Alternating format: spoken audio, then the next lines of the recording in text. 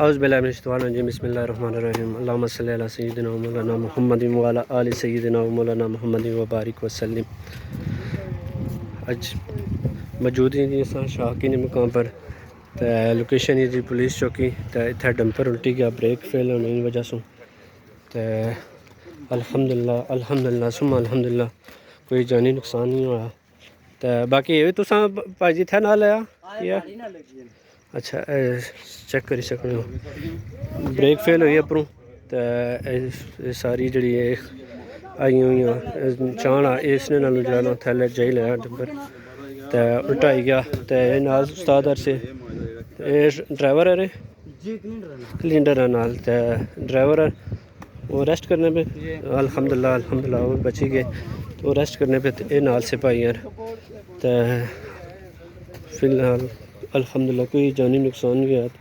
चलो ये जड़ा माली नुकसान चलो हो ही होना रहना इसना ज़ाला भी हो ही जाना लेकिन जानी नुकसान जड़ा इसना ज़ाला नहीं हो सका। तो बाकी दूई गड्डी आ गई रेस्क्यू वाली गड्डी आ गई रेस्क्यू वास्ते जड़ा सीमेंट आ ये इस गड्डी शिफ्ट होना पाया। तो गड्डी ने नुकसान तो हो गया चलो अल्हम्दुलिल्लाह जड़ा कोई जानी नुकसान नहीं हुआ।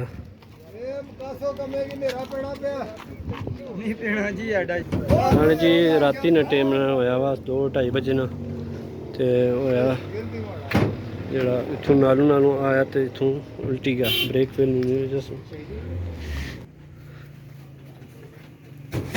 बाकी चेक करी सकते जी डब्बरे ना काफ़ी नुकसान होया। इनका भी मोबाइल जड़ा माली नुकसान होना इसना ज़ाला हो जाना तो जड़ा जानी माल नुकसान होना इसना ज़ाला नहीं हो सकना मुकम्मल। काफ़ी डंपरे ने भी नुकसान होया टायर शरे सारे अलग हो गए। उन्हें सुबह तकरीबन राती 2 बजे नाल हादसा पेश आया। तो शाहकीन मकाम पर अगे भी काफ़ी हादसे हुए 1-2 हादसे इस जहाज जा एक वो अगे मोड़ा पर होया सा तो सुनता है या इसना टेंडर हो गया या होना पाया इस ना इत्थों नवा पुल बनसी। तो चलो तकने जी अल्लाह करसी। तो बाकी एक जड़ा इत्थे बुन डंपर उल्टिया सा एक उस साइड पर एक उस सामने। तो अज ये भी हादसा पेश आ गया बड़ा अफसोसनाक हादसा जी उपरों ब्रेक फेल हुई तो नाल पहाड़ी नाल उस्ताद ने मारिया क्योंकि जान के मारिया उसने अगे फिर सीधा ले जान। तो है चेक करो तो डंपरे ने तकरीबन अगला हिस्सा जड़ा ना वो बिल्कुल फार हो गया समझो।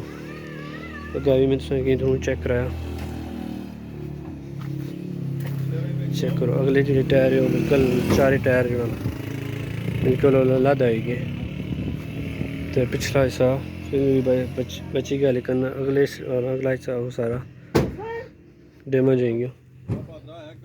तो बाकी लोकेशन है जी शाहकी चेक पोस्ट नाल ही। तो बाकी जी वो मशीन तखनी पुछपाल करनी ड्राइवर बची गया बचत होगी।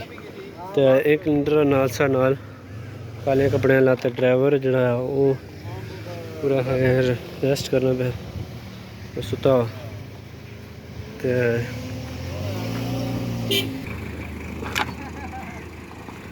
बाकी ये जड़े 1 ते 2 त्रै 4 जड़े मोड़ है ना धनगली पुल है जियां ये काफ़ी खतरनाक मोड़ है काफ़ी हादसा हो चुके।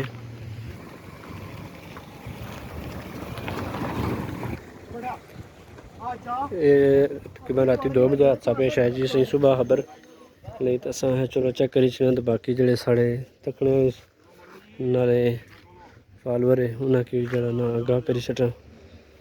तो बाकी सिमटा ने भी काफ़ी नुकसान होया चेक करी सकते हो। तो गड्डी ने भी काफ़ी नुकसान होया अगला हिस्सा जड़ा ना अगली साइड वो बिल्कुल डैमेज होएगी।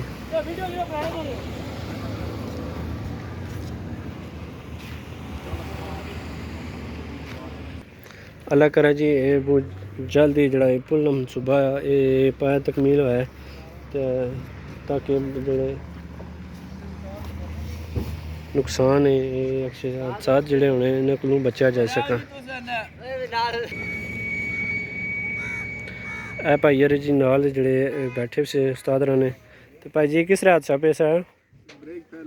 ब्रेक फेल हो गई सी ते इत्थै जान के किता ने मारी ने गड्डी या किता ने?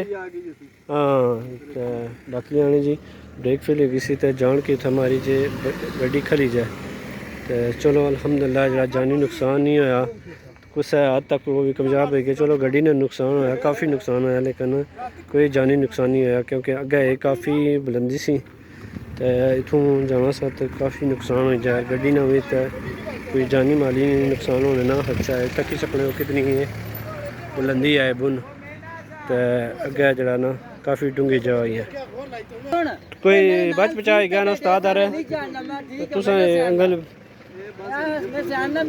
हल्की फुल्की लेने अल्हम्दुलिल्लाह अल्हम्दुलिल्लाह बचत होगी ने उस्ताद भी रेस्ट करने पे बल्ली गड्डी जिसने समान लोड होना पाया उसने तो रेस्ट करने पे भाई यार नाल से अल्लाह पाक तमाम मुसाफिरों की अपने जोम मान च रखन